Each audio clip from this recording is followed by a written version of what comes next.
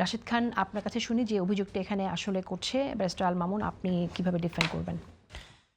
প্রথমত উনি শুরুতে বললেন যে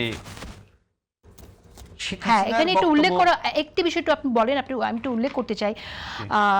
ব্যারিস্টার রাসেলকে একটু মনে করে দিতে চাই যে জামাতের আমির কিন্তু এই কথাটা বলেছিলেন যে বারবার ফ্যাসিস্ট শুনতে ভালো লাগে না। আচ্ছা। সেটা ভিন্ন আলোচনা। না, আমি মানে এটা রিলেটেড, এটা ভিন্ন উনি তো আলোচনা না। আসলে শুরুতে তারা টার্গেট করছিল আওয়ামী লীগের ভোট, এবং আমি যে ঘটনাগুলো শুনেছি, জামাতের একজন জেলা পর্যায়ের আমির, তার সাথে আমার ঠিক গণ অভ্যুত্থানের পরপর কথা হচ্ছিল। তিনি আমার এলাকার, এই জন্যই আর কি, মানে যেহেতু এলাকার কথা হচ্ছিল, তো তিনি বললেন যে এইবার মানুষ চায়, মানে আওয়ামী লীগের যারা রয়েছে তারা চায় যে তারা আমাদেরকে ভোট দিবে। তো আমি জিজ্ঞেস করলাম কেন? বলছে যে বিএনপি তাদের উপর অত্যাচার করছে, বিএনপি জুলুম করছে, এই জন্য তারা আমাদেরকে ভোট দিতে চায়, আওয়ামী লীগের ভোটটা আমরাই পাচ্ছি।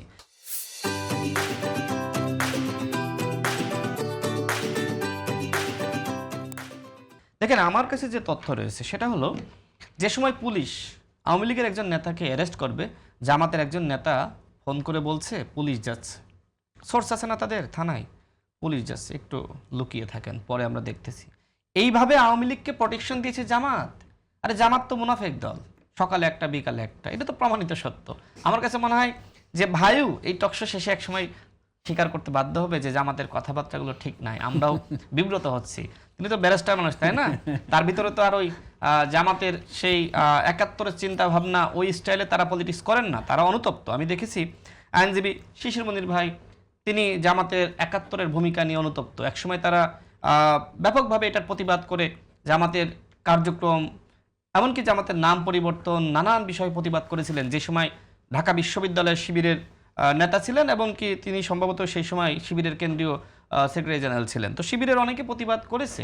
তো যাই হোক, এখন আবার তারা খুব বেশি প্রতিবাদ করছে না। তবে তার যে শুরুর বক্তব্য ছিল যে গণমাধ্যমে শেখ হাসিনার বক্তব্য প্রচার, এটা এক ধরনের অপরাধ। কিন্তু তিনি আবার শেখ হাসিনার উদাহরণটা আনলেন।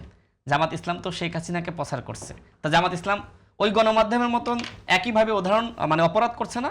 যেহেতু শেখ হাসিনার উদাহরণ দিয়ে বলছে যে শেখ হাসিনা বলেছিল যে বিএনপির নেতারা আমাদের হাতে পায়ে ধরে ভোট নেয়, তা আপনি কি এমন জামাতের দেউলাত্ব হয়েছে দেখেন। আমার কাছে মনে হয় এক ধরনের দেউলিয়াত্ব।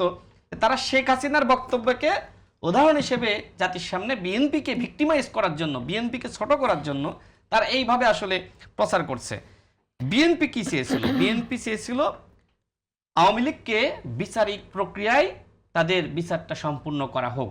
আওয়ামী লীগের বিচার চেয়েছিল আন্তর্জাতিক অপরাধ ট্রাইব্যুনালের মাধ্যমে।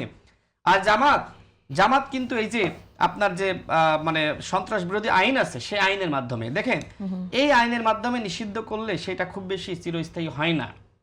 সুতরাং বিএনপি বিচারের মাধ্যমে আওয়ামী লীগের সংগঠন হিসেবে, দল হিসেবে বিচার চেয়েছিল। জামাত ভুল পথে হেঁটেছে। এখন বিএনপি যদি এই অধ্যাদেশটা তারা সংসদে উত্থাপন না করত, আরো কয়েকটা অধ্যাদেশ তো বিএনপি পর্যালোচনা করবে এই জন্য রেখে দিয়েছিল, তাই না? এইটা যখন না তুলতো, সেই সময় এনসিপি এবং জামাত বিএনপির বিরুদ্ধে তারা আন্দোলন করতো। জামাতের আমির এমতা করতেছে, যে সময় এই অধ্যাদেশটা উত্থাপন না করতো তারা কিন্তু ওয়াকআউট করতো। এইটা হলো জামাতের চরিত্র।